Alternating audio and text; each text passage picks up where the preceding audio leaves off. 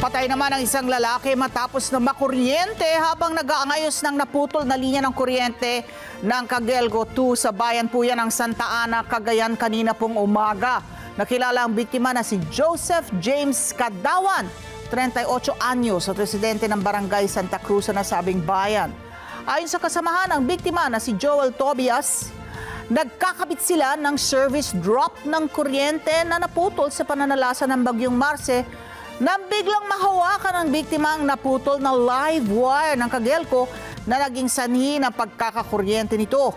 Nadala pa sa pagamutan ng biktima pero hindi na ito umabot ng buhay.